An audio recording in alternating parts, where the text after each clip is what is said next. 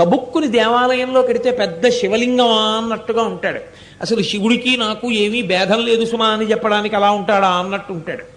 పెద్ద చందనపు పుట్ట ఎలా ఉంటుందో అలా వాల్మీకల్లా ఉండి దాని లోపల స్వామి ఉంటారు. అటువంటి మహానుభావుడు. అందుకే సింహాచల క్షేత్రానికి వెళ్ళినటువంటి వారు గంగా స్నానంతో సమానంగా గంగధారలో స్నానం చేస్తారు.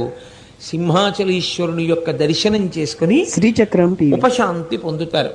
ఇప్పటి సింహాచల క్షేత్రాన్ని కృష్ణదేవరాయల వంటి ఎందరో చక్రవర్తులు, ఎందరో మహారాజులు దర్శనం చేశారు. కృష్ణదేవరాయల వారు సింహాచల క్షేత్రానికి ఎన్నో కానుకలు ఇచ్చారు. చాలా గొప్ప శిల్పకళా నైపుణ్యం. సింహాచల క్షేత్రానికి ఉన్నటువంటి మరొక గొప్ప విషయం ఏమిటంటే, సంతాన గోపాల స్వామి వారి యంత్రం వేసి దాని మీద కప్పస్తంభము అని ఒక స్తంభం ఉంటుంది.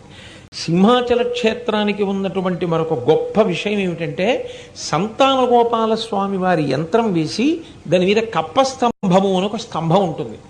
కింద సంతాన గోపాల స్వామి వారి యంత్రం ఉన్న కారణం చేత శ్రీచక్రం దంపతులు వెళ్ళి ఆ కప్పస్తంభాన్ని కౌగిలించుకుంటే సంతానము కలగకుండా ఏ దోషము అడ్డొస్తోందో ఆ దోషము తొలగిపోతుంది. తొలగిపోయి వారు సంతానవతులు అవుతారు అని.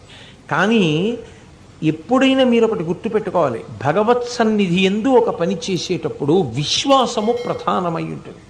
ఇలా జరుగుతుందా అండి అని అనుమానిస్తూ చేసిన పనికి ఈశ్వరానుగ్రహం కలగదు. శ్రీచక్రం కలిగి తీరుతుంది అని విశ్వసించి ఎవడు చేశాడో వాడికి మాత్రమే ఈశ్వరానుగ్రహం కలుగుతుంది.